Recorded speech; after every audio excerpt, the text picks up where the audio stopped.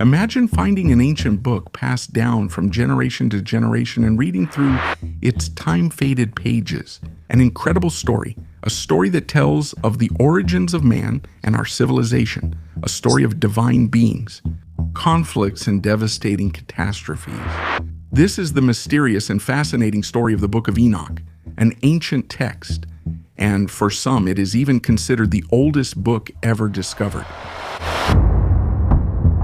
Tradition attributes the text to Enoch, the biblical patriarch and direct descendant of Adam, who is said to have recounted in it extraordinary events and facts that go beyond any imagination. Events that, when read from a secular perspective, could make our history much more mysterious and complex, and could explain the many anomalies we find in the reconstruction of our past. But before we go any further and travel to unknown times and places, if you haven't done so yet, we invite you to subscribe to the channel to support our work and not miss our new videos.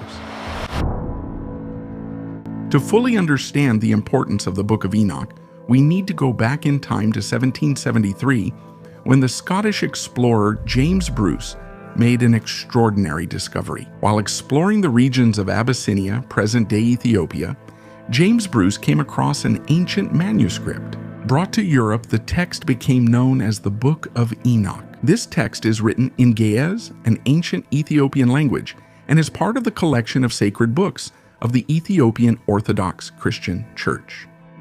It was thanks to the work of the ancient Abyssinian scribes that the text was preserved and not lost over time, as happened in the rest of the world. And the fact that the text was very ancient was confirmed in 1947, when the famous Dead Sea Scrolls were discovered in the caves of Qumran. The Dead Sea Scrolls are among the oldest copies of biblical texts, and in our case, they confirmed at least two things. The first is that the Book of Enoch, which is present in these texts, has only been found in fragments. The second is that, surprisingly, the texts found in this remote cave, which have survived for millennia, are not so different from the versions that have been passed down over time and that we can access today. This confirms that the methods used to copy these writings were very efficient. In fact, we know that those who copied and those who supervised the copying applied very precise techniques in order not to make mistakes. For example, they used predetermined page layouts, counted the individual letters that made up each line of text, and every 5 lines written, a careful check was carried out. Any detected error required the destruction of the entire page. If this is what we have learned about the copying methods, today we are certain that this methodology was very effective in passing down the text in the most accurate form possible. But then why do we no longer have any traces of the Book of Enoch and all the earlier texts that the manuscript seems to have been inspired by? The text of Enoch was not included in the canonical books passed down by the Jewish and Christian religions. And so, over time, since it was no longer copied, it was lost. As we mentioned earlier, if we still have traces of this ancient text today, we mainly owe it to Ethiopia, because it underwent a process of recognition and was officially recognized. Having clarified these points, let's discover this mysterious and fascinating text and analyze the reasons that make it very interesting for reconstructing our origins. Enoch was the 7th patriarch from creation, according to the genealogical line that starts from Adam and descends directly from Adam through the line of Seth. The sequence of descent is as follows: Adam, Seth, Enos, Kenan, Mahalalel, Jared, and Enoch. Enoch is also the father of Methuselah, who in turn was the grandfather of Noah, making Enoch in fact a direct ancestor of Noah. We know that Enoch lived on earth for 365 years. Enoch's lifespan was considerable compared to the life of a human being today, but certainly not for the biblical patriarchs, who on average lived about 900 years. But what makes Enoch's case different and special is that he actually did not die, but was taken by God and brought to the kingdom of heaven while still alive. Enoch walked with God. After fathering Methuselah, he lived for another 300 years and had sons and daughters. The entire life of Enoch was 365 years. Then Enoch walked with God and was no more, because God had taken him. In the book of Enoch, the patriarch tells about the events that led to the creation of men. But not only that, the world at that time was actually inhabited by other beings. According to the account in the book, divine beings who came from the sky created man. But a group of them found the daughters of men attractive and joined with them, giving rise to a new lineage. The Nephilim, described as gigantic beings endowed with superhuman strength.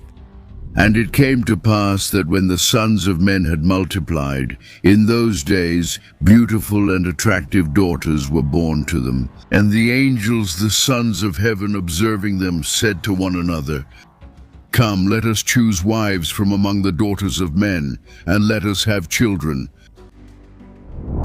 The divine beings who united with women did not just give birth to giants, but also entrusted secrets of the universe to men.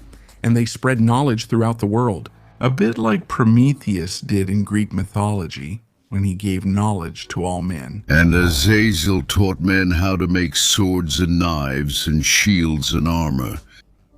And he made known to them the metals of the earth and the art of working them, and bracelets and ornaments, and the use of antimony, and the beautifying of the eyelids, and all kinds of precious stones and all coloring dyes. Sembiaza taught enchantments. Armaros taught how to break enchantments. Barachijal taught Azazel. Kokablel the constellations. Ezekiel the knowledge of the clouds. Arachiel the signs of the earth. Shamsiel the signs of the sun. And Sariel the course of the moon. However, all this did not please the deities.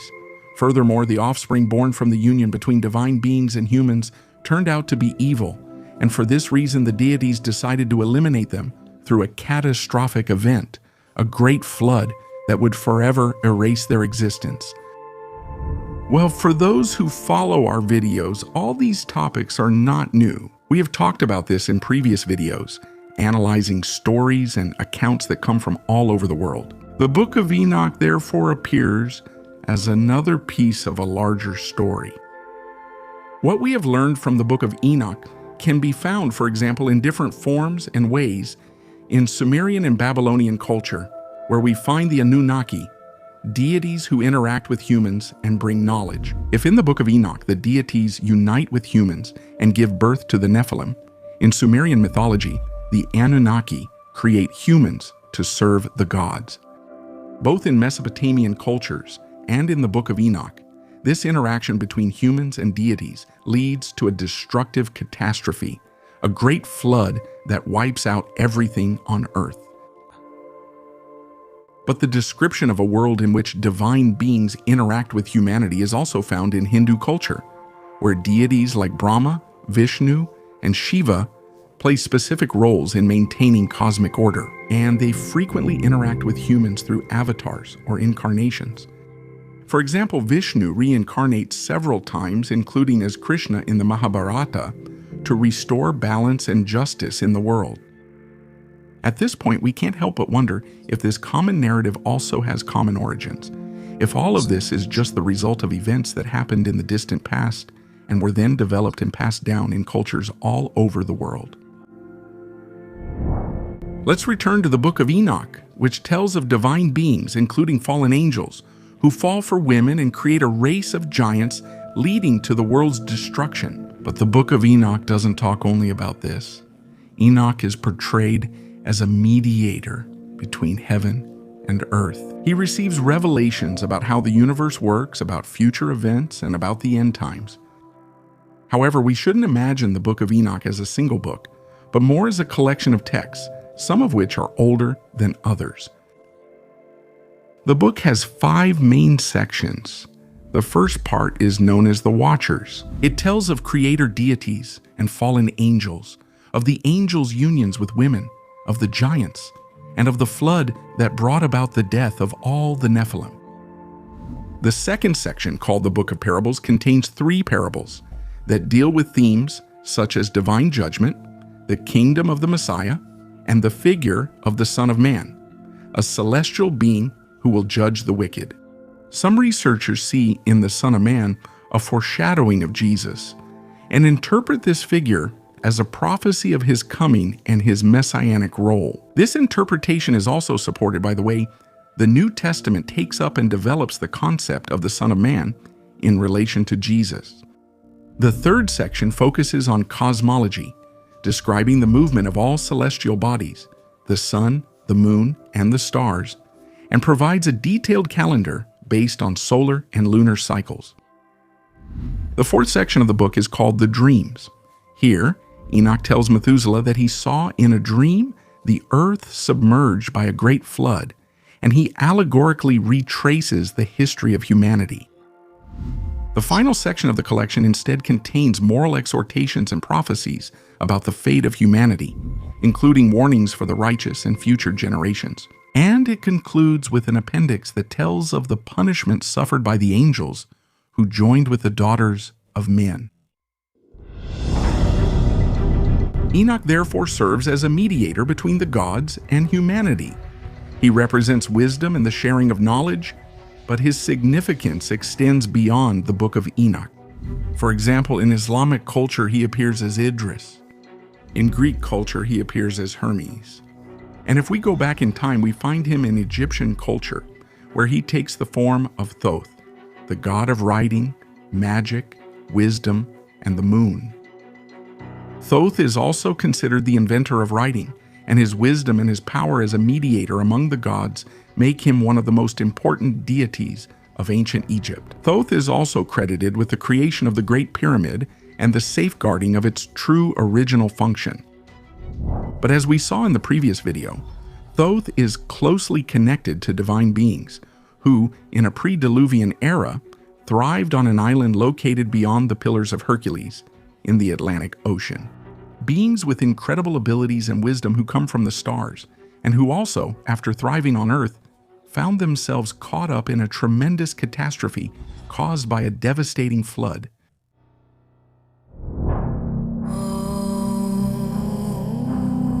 Starting from the Book of Enoch, we traveled around the world and saw how all these stories are connected by a single thread, a narrative that leads to a remote era where a race of divine beings is said to have descended to Earth and given rise to mankind.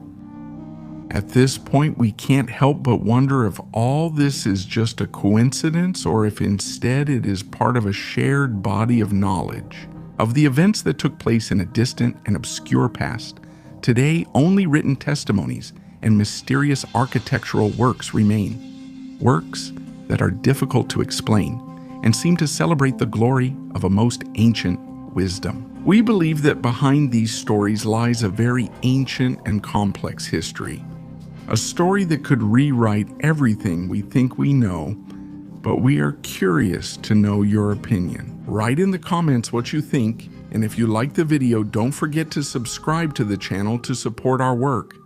See you in the next story.